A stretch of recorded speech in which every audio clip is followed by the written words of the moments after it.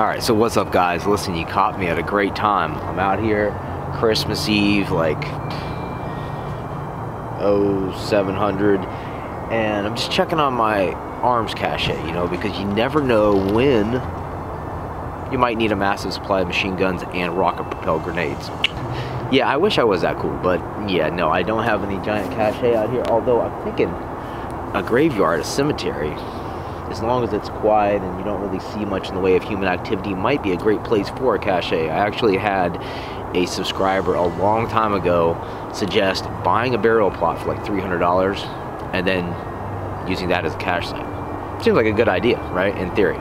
Who knows in actual practical application. But the real reason why I'm out here is to, number one, check out this old cemetery from the 1800s. It's a Civil War cemetery. I'm here to check this out and evaluate it as a potential urban bug out location, right? Because I like to have at least, I don't know, 2 or 3 different viable spots where I'm able to go if shit hits the fan. So checking this out, and basically when I do these types of recons, I'm looking for signs of human activity. You know, I'm looking over here.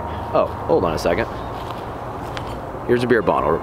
Signs of human activity, obviously, right? But there's not, like, in this area right here, really haven't seen shit at all. So, you know, obviously this is in an urban area, so there is the potential that, you know, homeless people will be using this area for a nice little resting spot. I can't see why not. A lot of people get freaked out by cemeteries. Me personally, I don't mind them. I'm more concerned about the living than I am the dead. So let's go ahead and do a quick recon of this, and then we're gonna get down to the main part of this video, which is a review of my low-key gray man style pack by a company you may have heard of before, Readyman. So stay tuned. Let's jump into the content starting now.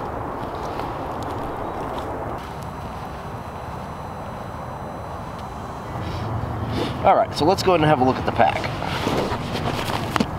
This is one of 2 packs available at readyman.com. This is obviously designed for the urban environment.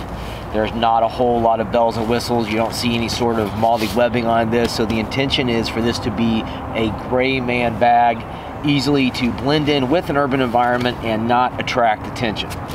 Starting up from the outside of this bag, you see that there's some bungees right here, and this is great for, you know, like later on when things get a little hot, I'll take this off, roll it up, and I can secure it with these bungees right here. And so that's nice, little touch. On each side, there is a total of 2 zippers, okay? So when I first got this, I was kind of curious like how this works, because I'd never seen a pack that has zipper here and then zippers here. So the way this is intended to work is like this. By grabbing this handle right here, I should be able to just pin this back up and quickly access whatever I need out of this pack. So that's the idea behind the zipper system, which I have never actually seen in use on a pack. You know, you got this one right here, you got this one coming down, and then this one here. So I like this idea. I don't know if I'm 100% sold on it yet, because I feel like there's maybe a gap right here between these 2 zippers, but you know, it's just going to take a little time and testing and running this bag to see if that minor, tiny little gap really makes any difference.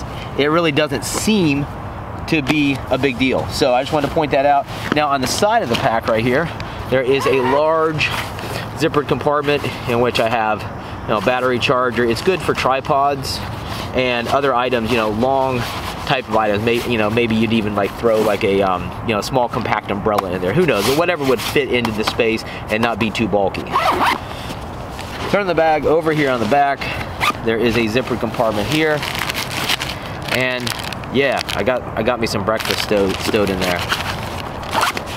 We got the same thing going with this side, so you know, you literally have a complete pass through, and you can get whatever you need out of here. Doesn't matter what side you're on. So I like the zippers on the back. That's a nice concept. I like it. It works, and that is really, quite honestly, aside from this grab handle right here, that's about it for the outside of the bag. There's not much to mention. This is not designed to carry a lot of weight, so you're not gonna expect to see heavily padded, you know, shoulder straps here. You definitely really, I mean, if you're not carrying a lot of weight, the sternum strap is negligible. You don't need it, maybe. And then, of course, this back right here is padded sufficiently enough to be comfortable based on the amount of weight you're carrying in this bag, which, like I said, is not much. Let's go ahead and open this bag up the traditional way without the Velcro, which, you know, fortunately is a little bit noisy. The nice thing about this is you have access from either side, which is, you know, good to go. I like that idea. But if we peel all of this off, you're gonna see that it just literally folds out and completely breaks open. At the top here, we see there's some webbing. So I've seen people suggest maybe using this to secure medical equipment. You know, really, quite honestly, anything that is gonna fit in here would work. I just hadn't figured out what might go in there. Maybe I could stuff this in there, who knows. But anyways, this space is available for whatever you think might be a good fit in there. Moving on down to the main compartment here, it's just this big, roomy, open space. There's not a bunch of technical features here. There's no organizational panels per se. There is this slip pocket right here, which, you know, one could fit some sort of, you know, tablet in there, what have you, maybe a small laptop, maybe a netbook, or a hydration bladder. But one thing to note, there is no hydration port, so you would have to run the hose out the side and, you know, accommodate unzipping it a little bit. Right here, there's a couple organizational options. 2 slip pockets, one here and then one right here. I'm keeping my field book, notebook in here, 2 pens, and then my O-Light flashlight. Moving on down here to the bottom of the pack, they have made this Velcro compatible, so that's great. You know, my Blackhawk med kit fits perfectly here, and if I need it, I can just grab the handle and peel it off. That's it for the pack, guys. There's not much else to show because it is a very simple design, and what I'm thinking, you know, I'm feeling good about this pack. It's lightweight, it's perfect for a couple hours out and about, you know, doing recon like what I'm doing here, and you know, it comes in at a good price point as well. So I just want to thank the guys at Readyman for our new partnership. You're probably going to see more reviews from them because now we've entered into a little collaboration thing, which I think is pretty cool. They got a lot of cool stuff going on at their storefront, which I never had really checked out. You know, I knew that they had the survival cards and that cool stuff, but I didn't know about the rest of their gear. So if you guys are interested, you want to see some innovative items that are kind of outside the norm of what you see in survival gear, go check out Readyman.com. And then a couple other things to mention, they basically sent me like this care package. So I have rat's tourniquet, I have a belt that actually doubles as a tourniquet, and they also hooked up the book, which I'm going to do a review on later. But coming up next from that care package, I'm going to have a look at the rat's tourniquet, compare it to a traditional cat tourniquet, and then also show you the belt that, like I said, transforms into a tourniquet, which I think is pretty cool because I always stress this, guys, you know, the survival rule of 1 is none and 2 is 1. 1 tourniquet, that's cool, but 2 is definitely better. So I like that option of being able to have a tourniquet literally on my belt, which is pretty cool. And then the rat's tourniquet is nice, lightweight, and is perfect probably for an everyday carry option. So you got to stay tuned for that. Happy holidays to you guys. By the time you see this, Christmas will be over. So I hope you enjoyed yourself and had a great time with friends and family. And yeah, I'll talk to you guys later. And oh yeah, so if you're curious, the recon operation here went off pretty good, to be quite honest with you.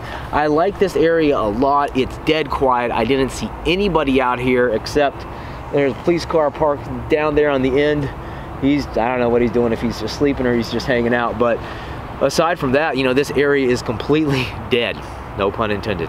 But I'm not seeing a lot of cover or concealment out here. So I'm gonna poke around a little bit more, maybe come back here a couple other times during heavier peak hours, right, and see what it looks like. And that's kind of how you got to do these recons. You have to come out here at different times of day, see what the environment is like, because urban environments are a lot more dangerous in most cases and a lot more dynamic than just heading out in the woods where you really know that it's just going to be you and the animals. So once again, guys, thanks for watching. Hit me up in the comments, let me know what you think about the pack, and I'll talk to you guys later. Peace.